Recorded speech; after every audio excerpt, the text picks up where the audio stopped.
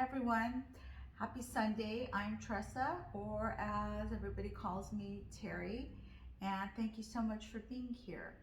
Today I'm coming at you with a new vlog that's been highly requested, and that's about how do inmates slash prisoners survive in the California penal system, which is a really good question because there are so many ways that you do need to survive if you're in there. And it's difficult, but if you know the ways, you can make it work because you do what you got to do when you're forced to do it. I do want to make this really important notice. I have stated before that I am not a prison reform advocate. I'm not a feminist or women's rights advocate. I am not a human rights advocate, nor do I want to be any of those things, because what means the most to me, what is most important to me, what I'm most passionate about is animal rights, animal rescue, specifically pit bulls, other dogs and cats and other animals. The reason that I do these videos, and sometimes you'll even see me, be political, be outspoken about other things. Yes, I'm very outspoken. It's good to be outspoken, I think. That's how I feel. I do these requested videos because it is really important for me to reach my goal for my nonprofit for animal rights and animal rescue and animal benefits. I must and I aspire to really increase and widen my social media and public presence, again, for those most passionate and most important goals of mine, of that nonprofit. And you know what? It's also enjoyable to speak on these things, and I really love getting my followers' comments, requests, questions. When you email me, feel free to subscribe, comment here, thumbs up, because I love anything that you post as long as you keep it positive at all times.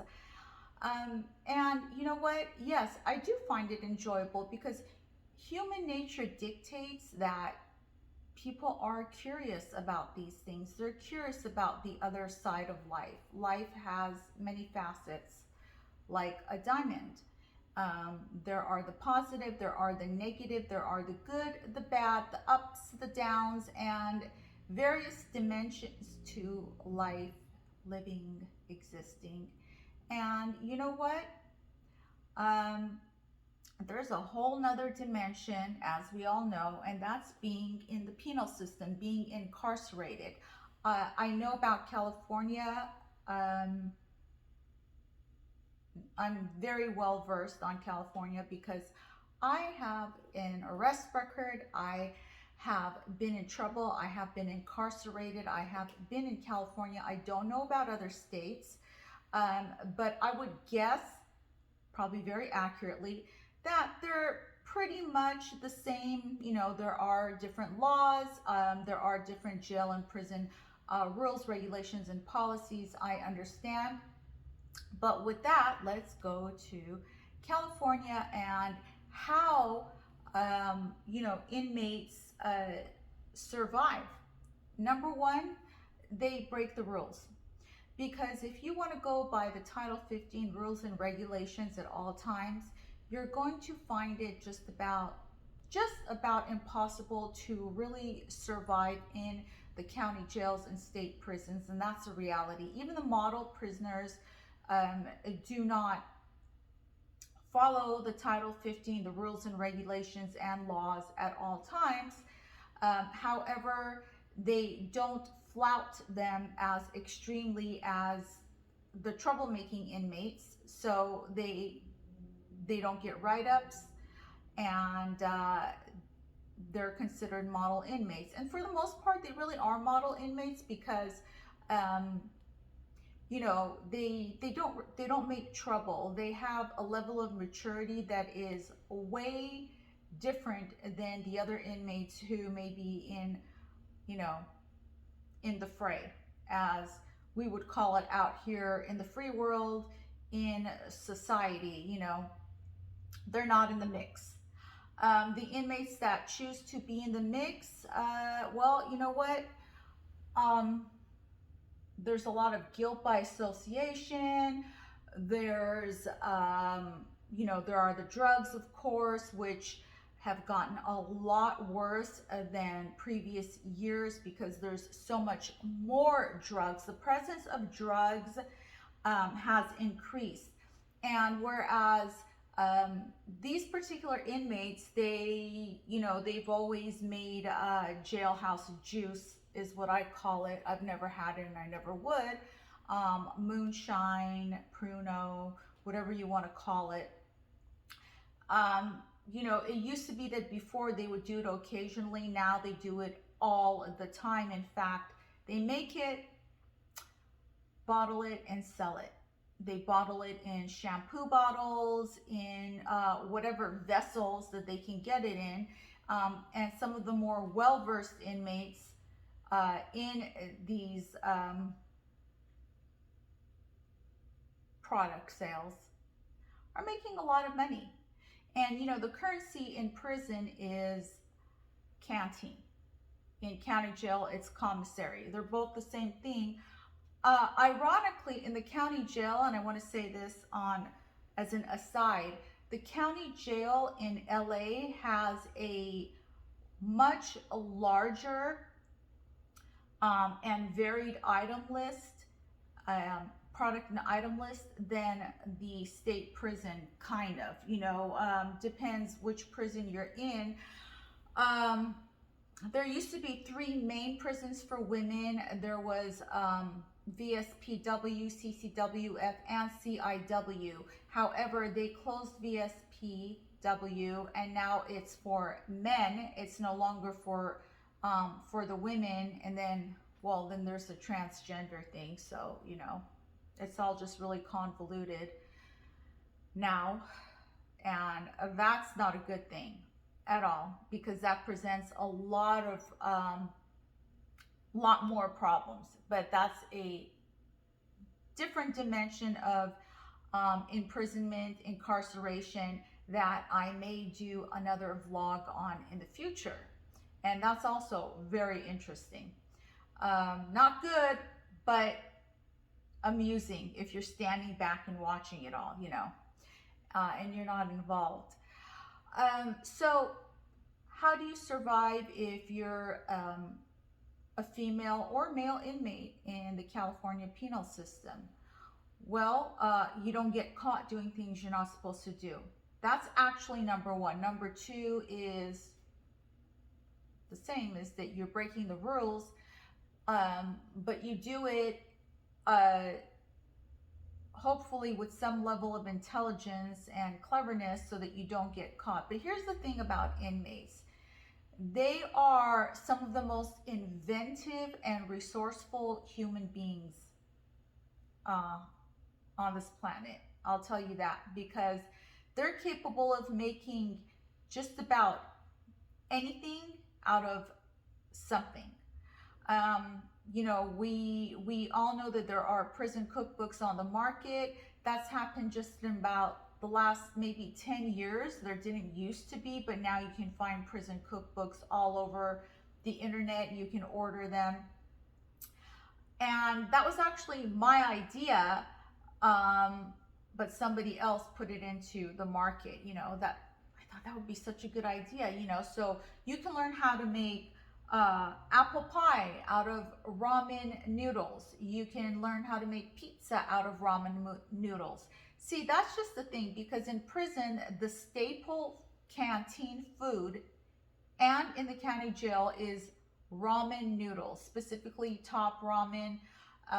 which is the brand that they're selling now, and they have been selling forever. You know, they might come up um, with other companies that sell them, but who cares? The point is that you're working and living with ramen in prison, in jails and prisons, and I'm telling you, it's like the biggest seller in there next to the Zuzus and Wham Whams, and I use that figuratively. You know, chips, pastries, snacks.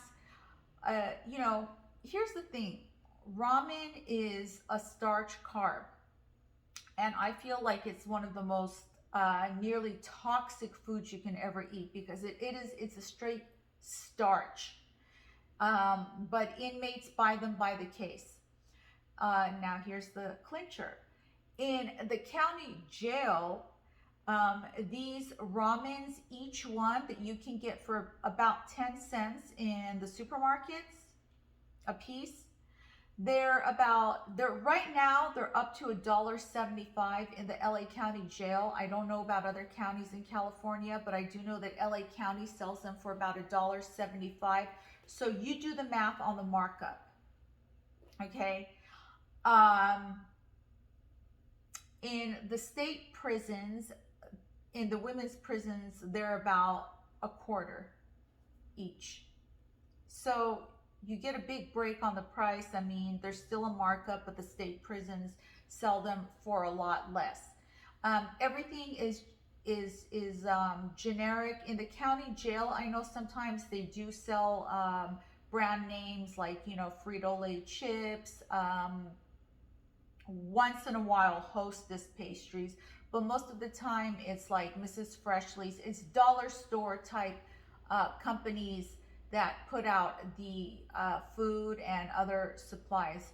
How do you survive in the county jail when it comes to cleanliness? And just imagine right now during the pandemic, what's really going on in there. Well, in normal times, if you want to call it in normal times, what I mean specifically is other than, you know, the pandemic, before the pandemic, when you get to the county jail, they're supposed to, and I say supposed to because that's actually not just a rule and a regulation, it's a law, but they don't always do it, is they're supposed to give you a small welcome package, is what I sarcastically refer to it as, but it's called a fish kit because when you're first booked in there, you're considered fish. So that's where that slang comes from, a fish kit. What it is, literally, it's a small baggie. It's a small Ziploc baggie, maybe even smaller than the standard baggie size that you buy in the boxes. And it has about 3 packets of generic watery shampoo, and you don't get conditioner there, so that's just ridiculous. You would not get conditioner in those fish kits. You get 3 small packets of liquid deodorant, a tiny Skivvy motel size soap, a toothbrush which is literally the size of your thumb, and about half of it is the bristles and the rest is the little nub that you can hold it by to brush your teeth. They're called safety toothbrushes. You don't get a shaver until you are classified and you get into the general population housing area, and you get a little teeny tiny tube of generic toothpaste, and that's what you survive on. You don't get a paper and envelope in that kit either until you get to be classified and get to the general population. And then the following week, when they distribute the pre-ordered commissary packages to the inmates that have been there, then you can also, if you taken the time to order it on time, then you can get another fish kit. Here's the thing about the LA County jails. They charge you for those fish kits. So if you are processed through to that jail, which is, I can say, the most horrible place on this earth, and you don't have any funds, you don't have any money, you don't have anybody who's willing to, put money on your inmate account, which has actually become easier now. They can just go online and do it. They don't have to come down to the jail, but there's always a charge for doing it. Still, I mean, I think it's a willing exchange for the convenience of being able to do it online, because you didn't used to be able to do that. Anyways, or they can also order commissary products for you online. Now, if you don't have anybody who's willing to do that, and you're totally without funds, and you don't have a way to earn commissary in jail or prison, which a lot of inmates do have a way to earn it, by drawing. They draw, they, do other things. Then you can order once a week, every week, on the commissary list, a fish kit. And that kit, if you're in the general population, comes with a shaver, and it also comes with, I think it's one stamped envelope, one embossed envelope, a small golf pencil, which is one of these small nubs of a pencil, no eraser, and I think just a couple sheets of paper.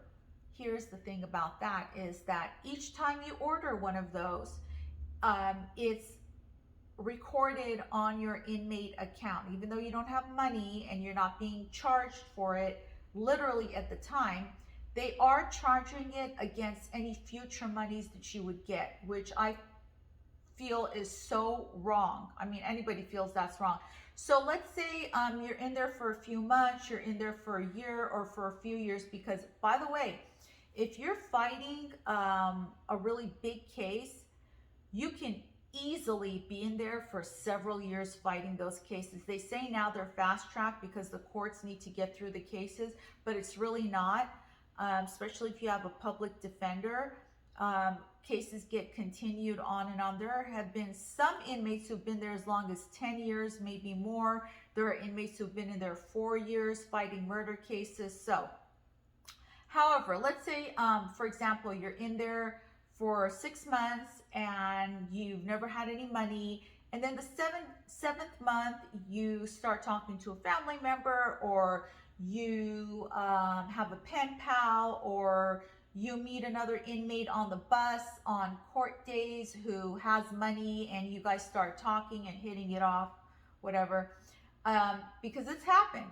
And one of these inmates decides that they're going to help you out, so they have their friends and or family start putting money on your inmate account, your books. So let's say you get $50 down the line. Well, first thing that's going to happen is that before you get to have that $50,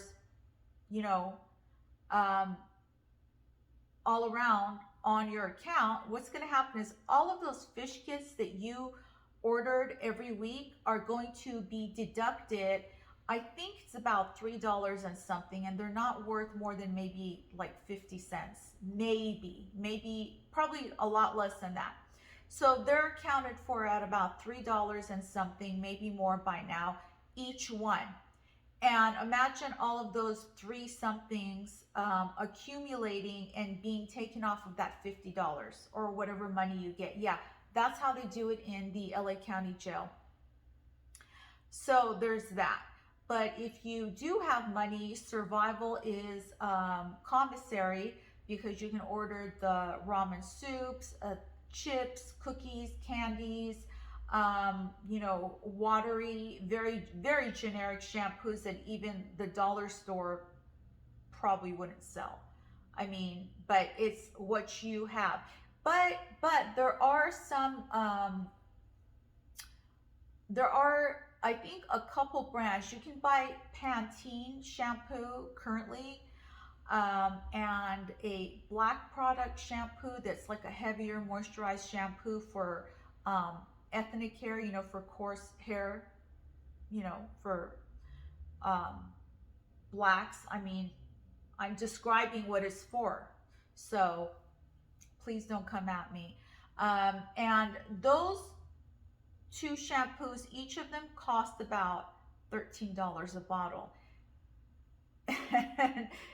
the Pantene shampoo that you can get on the commissary in the LA County Jail is the same Pantene that the dollar stores sell, because there are dollar type stores that sell a bottle of Pantene, actual Pantene shampoo, some of them, and they sell it for $1.99, because by now that line of Pantene is so old that I think they're closeouts or whatever.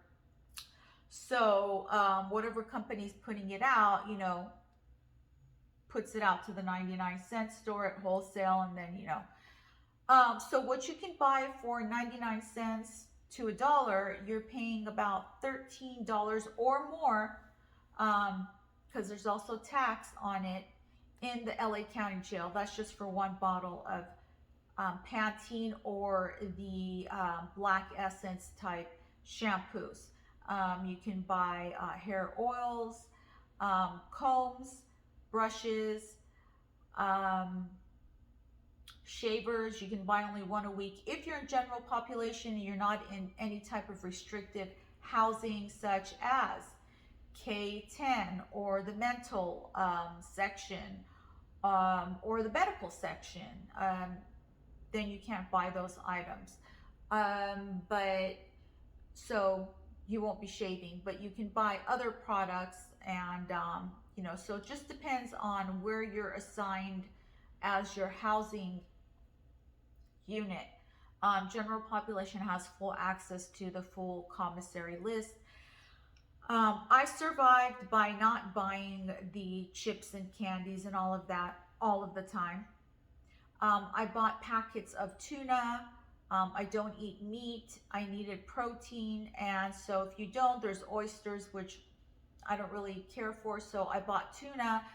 The generic packets of tuna there are about $7, and that's for just, you might get one serving, like maybe one thin sandwich out of the pack, the pouches, the packets, because of course they're not going to sell cans.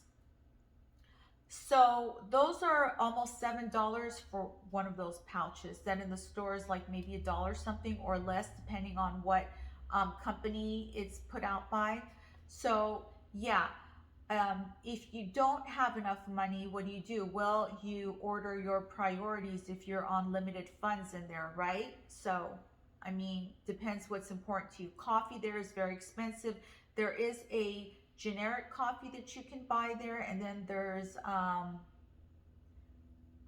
mainstream, brand of coffee you can buy, but it goes as high as about $8. They used to come in the plastic jars. They don't anymore, not in the women's county jail.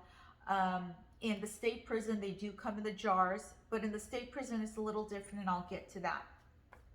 In the county jail, the coffees come in pouches. They're relatively small, but they go as high as about $9 for the mainstream coffee brands that you would buy there. If not, then you can save money, because there's really not much of a difference in flavor. You can save money and buy the generic, which is maybe like about $3 something. And you can buy hot chocolate. Here's the kind of funny thing about the county jail currently. Their commissary, the hot chocolate you can buy is like a big bag, but it's the kind, it's not for resale, but they do resell it, resale it. They sell you the bags of hot chocolate that are made for commercial hot chocolate machines. But, you're just going to spoon them in your styrofoam cup with hot water if you're lucky, enough to get hot water in there. They do have hot water on a scheduled basis. It's actually a regulation that they are supposed to give you a certain amount of hot drinking water every day, from a hot water dispenser, which is actually the coffee urns that they just keep pouring water in, and the inmate workers plug in, then they'll dispense. But they don't always do it. Just depends on the housing unit, deputies and or CAs there, what mood they're in. but they are required to give it to you. Now, whether they do or not is a different story, even in restricted housing.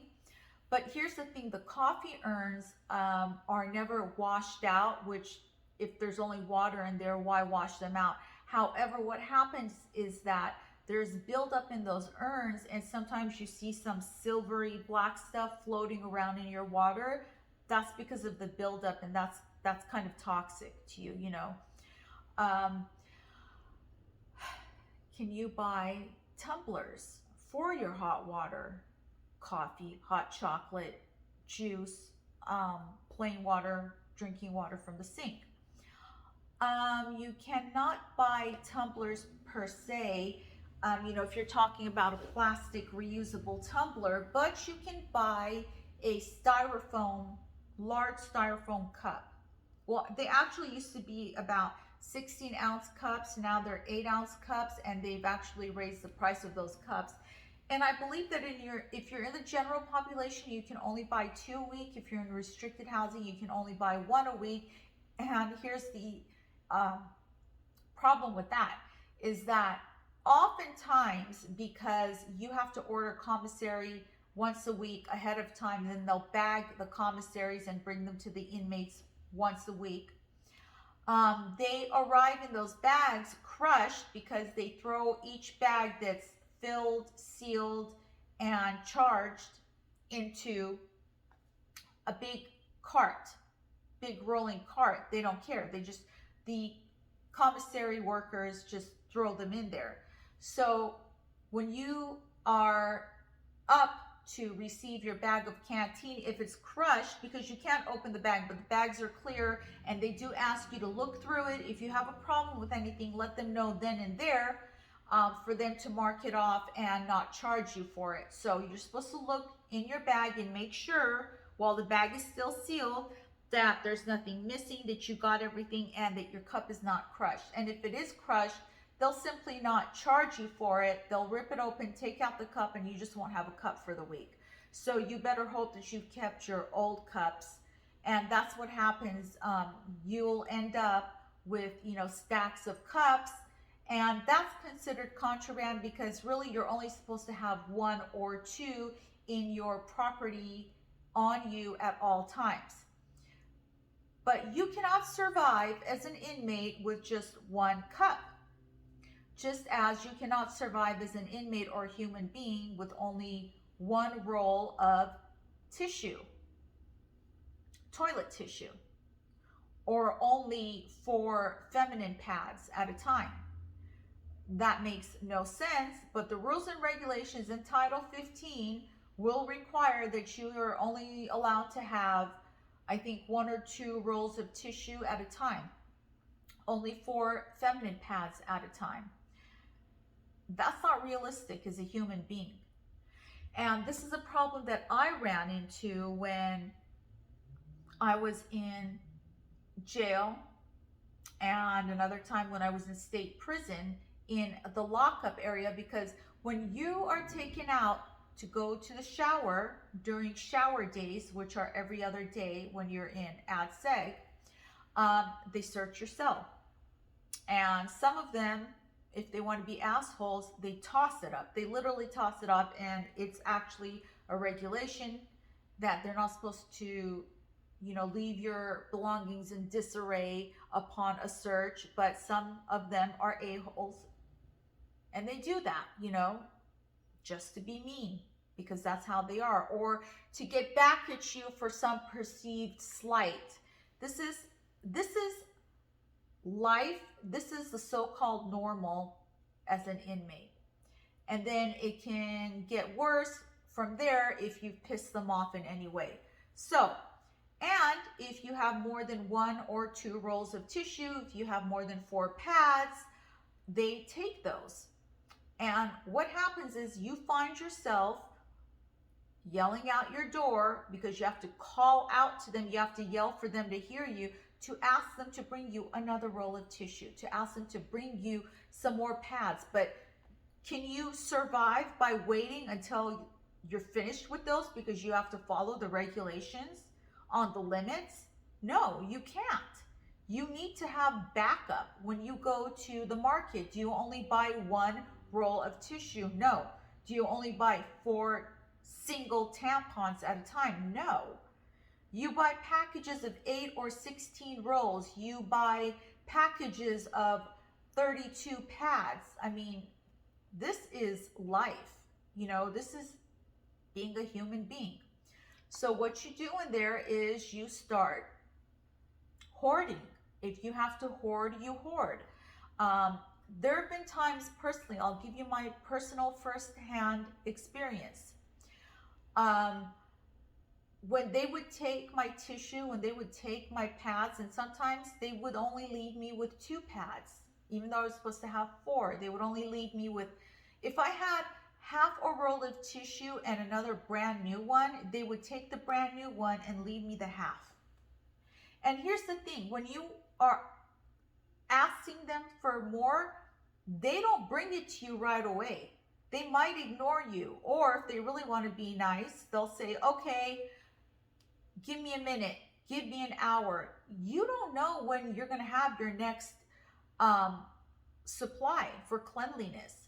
There have been times when I had to stock up on these items with a staff member who was nice to me when the mean one went off of shift. And then I had to get as many as I could from the other staff member on the new shift and hide them. But in a prison cell, in prison housing quarters, you can never really hide anything. So it became a race of wills. Like, where could you hide it? Where could you overcome their will to want to be mean to you and take what you have to survive? There have been times when I and other inmates have had to tear open the mattresses, and they're not really mattresses, they're like gym mats, and hide feminine pads. They're really thin in like paper packages, and hide them between the batting in the mats. And yeah, you could kind of see it, but when you've made your bunk and the blankets and all that, if they're not paying attention, you might get away with it. There have been times when I got away with it, and there have been times when I didn't get away with it. And it's just like one of the worst feelings when you are brought back to your cell after shower, knowing that your stuff is going to be gone. It's one thing if they take extra books. It's one thing if they take extra food. Or even if they take the food that you had within the limits, even though it's wrong of them to do that, but you can survive without that because they serve meals.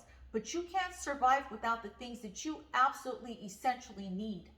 So it comes down to hoarding, it comes down to hiding, and that means breaking the rules. So there's that. Sometimes you have to lie, sometimes you have to manipulate. All within the boundaries of surviving and living. Some manipulation is required, but then there are other people in the world who manipulate just because they're evil. So there's a huge difference between the two M's there. So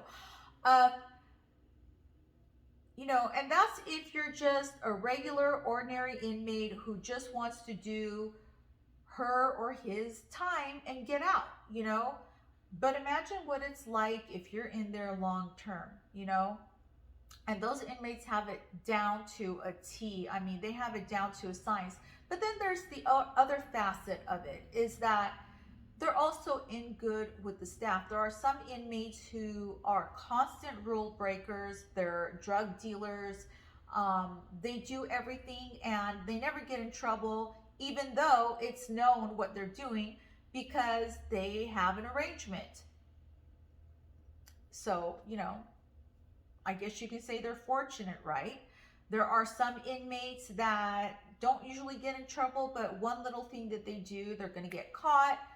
And when they get caught, they're going to get written up. That's it and that's all. That's how it is. So, and there's a lot of other things that go into it, into surviving as an inmate in the county and in the state. But you know, there's difference. In LA County, as an inmate, you never can go outside and get fresh air. Even on court days, when they pile you into the jail prison bus, it's within a contained area, so you never really see um, or feel the outside. The cells in the LA County Jail and CRDF, Century Regional Detention Facility, are very, very, very narrow slits. And depending on what section you're housed in, maybe you can see outside to a certain degree, or that slit is facing another building, so you can't see outside at all.